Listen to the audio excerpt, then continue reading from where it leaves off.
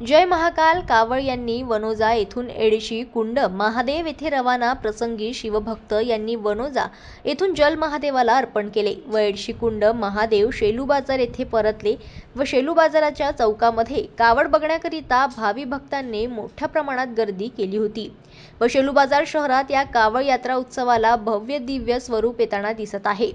प्रत्येक श्रावण सोमवारी शहरातील विविध मंडळांचे शेकडो कावडधारी तीर्थस्थळांवरून खांद्यावर कावड घेऊन एडशी कुळ व भूरपूर येथे जल नेत असतात।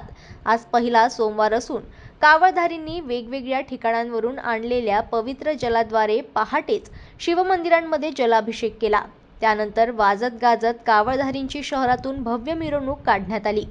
यामध्ये कावड यात्रा मंडळ सार्वजनिक मंडळ यांनी वेगवेगळ्या भागातून डीजे पारंपरिक वाद्य वाजवून भव्य मिरवणूक काढली। यामध्ये शिवभक्त वनोजा नागरिक मोठ्या संख्येने सहभागी झाले होते। या मिरवणुकीदरम्यान पोलिसांकडून चोख बंदोबस्त लावण्यात आला होता। जनमत लाईव्ह न्यूजसाठी ज्ञानेश्वर वरघट यांची रिपोर्ट।